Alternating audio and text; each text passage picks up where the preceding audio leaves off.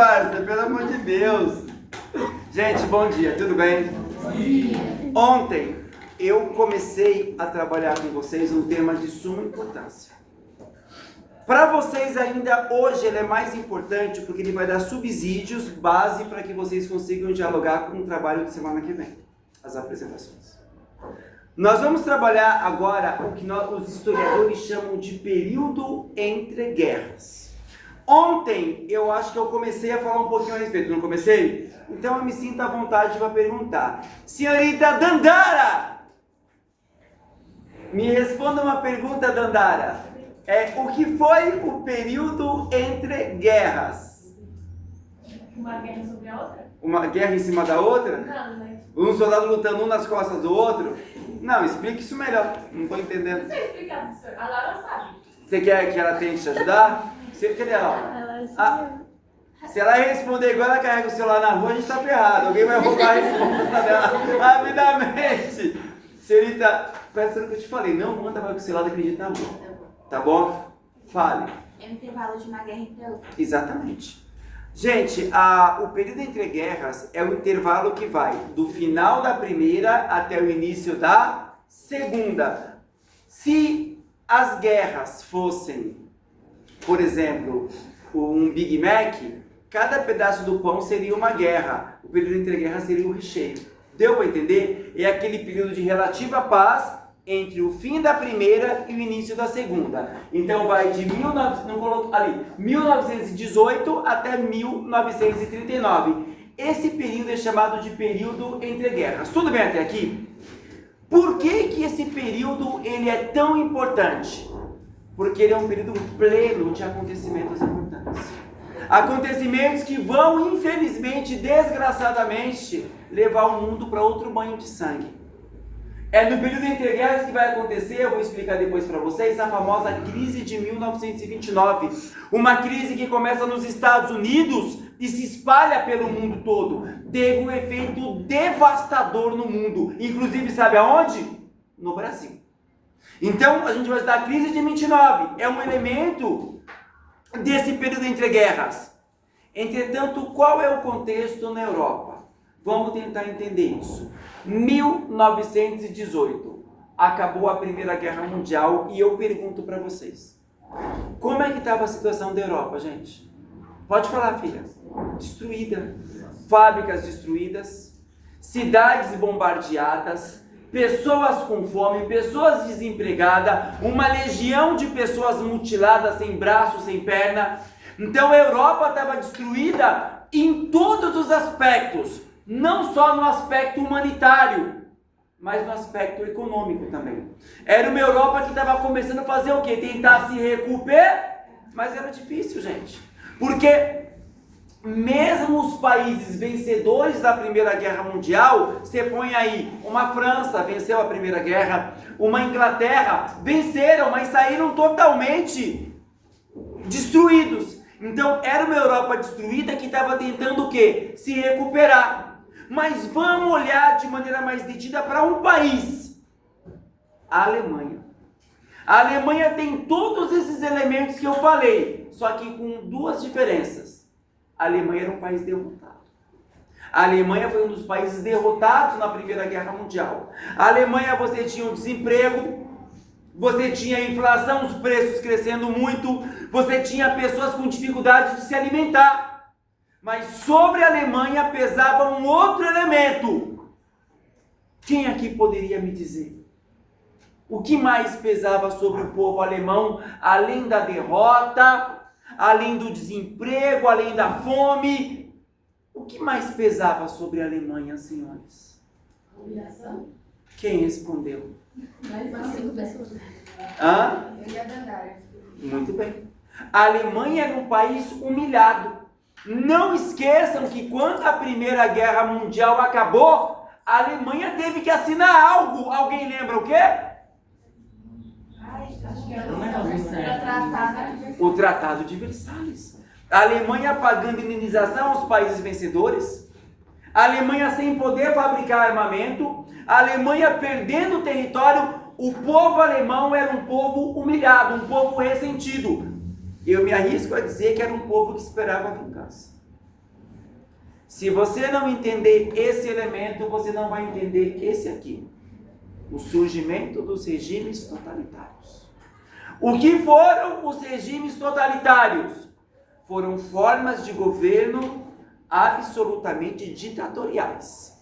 2 regimes totalitários. Na Alemanha, o nazismo. Na Itália, o fascismo.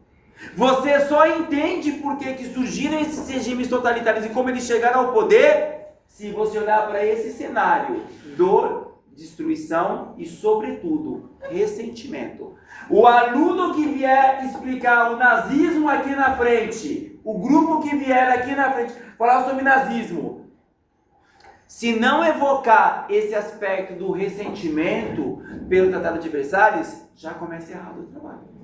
Porque você não entende o surgimento do nazismo e do fascismo se você não olhar esse cenário de crise econômica e de humilhação. Deu para entender? E é aí que vão surgir os regimes totalitários. Professor, mas explica rapidinho para a gente o que é um regime totalitário. Eu vou dar uma diferença para vocês. Regime autoritário é uma forma de governo ruim, que é autoritário. E regime totalitário é pior ainda. O que é um regime autoritário? Alguém pode me dizer? Bom. Hã? Convém, por causa dessa sua resposta, fazer uma distinção. Alguém pode me dar a diferença entre autoridade e autoritarismo? São coisas... Parece, mas é diferente. Por favor.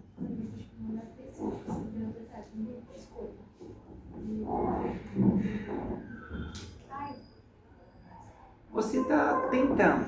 E eu aprecio a sua tentativa, embora esteja errado. Alguém mais? Meus amigos, vamos discutir a ideia de autoridade. Você chega na sua casa, sua mãe olha para você e fala: filha, a comida está pronta, lava a mão e vem comer. Essa mãe está exercendo uma autoridade? É uma autoridade legítima? Sim. Um professor, quando entra na sala de aula, fala: filha, abre o caderno. Ele está exercendo uma autoridade? Uma autoridade legítima, não é? Um policial, quando te para na rua, fala: olha, deixa eu ver os seus documentos. É a autoridade dele, não é? Um juiz, quando ele procede um julgamento, ele dá uma sentença, é a autoridade dele, não é? O nome disso é autoridade. Autoritarismo é diferente. O que é o autoritarismo? É quando alguém abusa da autoridade que ela tem. Então, por exemplo, sua mãe quer brigar com você, você fez uma coisa errada. Ela pega um monte de milho, joga no chão, joga pimenta e fala: fica ajoelhado em cima. Isso é autoridade ou autoritarismo? Porque há um abuso da autoridade. Isso, o nome disso é tortura. Ninguém, pode ser pai ou mãe, ninguém é autorizado a torturar ninguém. O nome disso é tortura. Então, policial te para na rua. Deixa eu ver seus documentos. Até aí tudo bem. Na sua cara. Aí ele já abusou da autoridade que ele tem. Isso aí é autoritarismo. Certo? Vocês estão conversando. Já fizeram isso comigo. O professor fala assim: David, seguinte, fica ali atrás daquela porta, com a cabeça na porta, a aula inteira. Já fizeram isso comigo, quando eu era pequeno. O professor fazia isso comigo. Isso é autoridade ou é autoritarismo? Porque eu estou abusando da minha autoridade. Eu não tenho jeito de fazer isso com o cara. Deu para entender? Embora a gente lembre. Ai, lembro. Vocês lembram quando o moleque batia na porta? Nos anos passados, aí eu colocava o moleque aqui dentro da sala de aula e deixava ele em pé aqui um pouquinho. Você lembra desse esquema? Ai, mas eu não, mas eu deixava só, eu ficava com, mas eu colocava um pouquinho, só dava um psico rapidinho e mandava o moleque embora. Ele né? ficava do seu lado em pé. Você lembra? Os moleques chutavam a porta. Mas daí ia lá no corredor, pegava os moleques e falava: o cara fica em pé aqui, ó. Aí o moleque fazia assim, ó. Falei: não, pode dar um passo pra frente. Aí o moleque, os olhos dele cheio de lágrimas e tal. Aí ficava assim. Era muito bom, porque não era você. Mas vamos. E vocês entenderam a diferença entre autoritarismo e autoridade? Vamos lá. O que é um regime autoritário? É uma forma de governo, gente, que não admite contestação. Manda e quer ser o quê? Obedecer. Para isso, o que esse governo ele vai fazer? Ele vai prender, Ele vai torturar e ele vai fazer o que com as pessoas? Ele vai matar. Então, num regime autoritário, você obedece, mas você obedece com medo. Você obedece porque você está com medo, mas dentro de você, o que tem? Revolta, velho. Você está obedecendo ali, mas dentro de você, mano, a revolta, correto? Um regime totalitário é pior que isso. Um regime totalitário, ele mata, ele prende, ele intimida, mas ele faz uma outra coisa que o autoritário não faz com tanta eficiência. Um regime totalitário, ele domina a mente e domina o quê? Então você obedece porque você está com medo, mas você obedece porque você acredita naquele governo. Você acredita que está fazendo o certo. Então é um governo que ele vai te dominar totalmente. Ele vai dominar a sociedade de maneira total, a mente e o coração das pessoas, a ponto de nós estamos numa sociedade, de repente você vira e fala assim: nossa, esse governo aqui está ferrando a gente. Você é uma traidora do seu país, eu vou te denunciar. Olha como os caras ganharam a minha mente e o meu coração. Deu para entender o que eu estou falando? Vocês sabem que nós já estudamos um regime totalitário. Nós já estudamos. Alguém pode me dar um nome? Esse ano. Alguém pode me dar o nome do regime? Não é o nazismo e nem é o fascismo. Nós já estudamos um outro regime totalitário. Guerra Fria. Não está errada.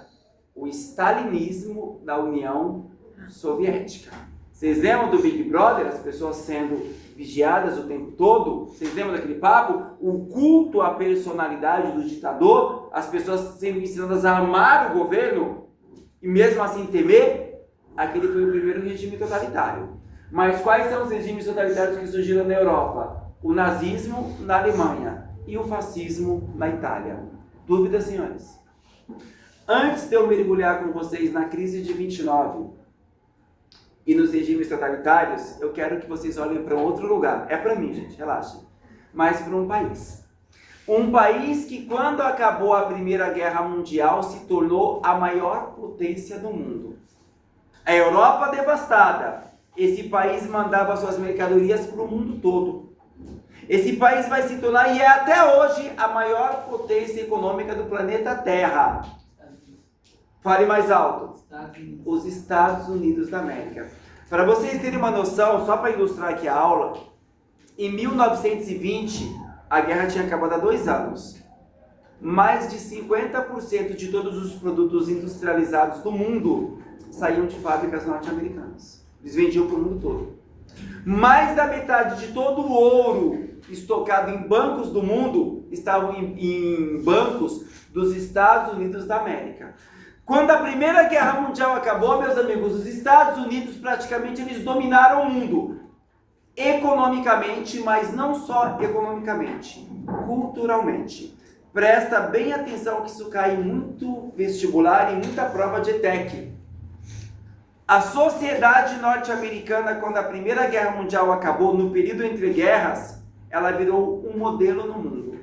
Todos os povos olhavam para os Estados Unidos e falavam assim: mano, ali é o país que deu certo. As pessoas olhavam para a sociedade americana como se fosse um modelo a ser seguido. O jeito de vestir, o jeito de dançar, o jeito de comer. Os atores e as atrizes dos Estados Unidos se tornaram referências no mundo inteiro. Que nome nós damos a isso? O American Way of Life. O que isso quer dizer? O estilo de vida norte-americano, ele se torna um modelo no mundo. É o momento, gente, que a economia norte-americana cresce. Toda a família, um carro na garagem, geladeira, rádio. Nas cidades norte-americanas, um fenômeno começou a acontecer. As cidades que eram horizontais, elas vão se tornando cidades o quê? Verticais. É a construção de vários arranha-céus.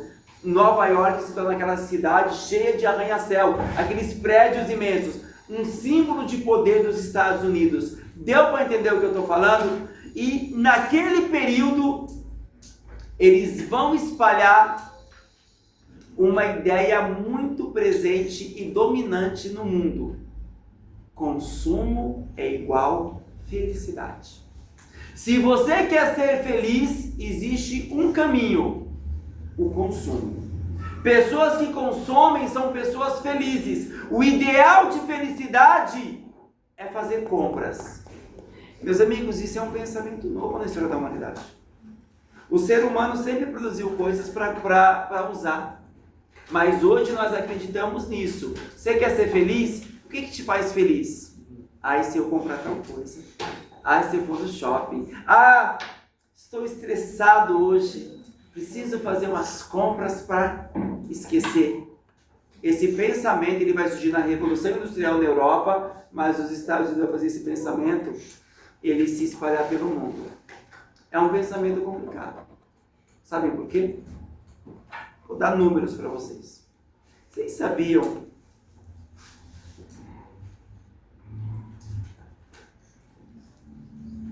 Para de gravar.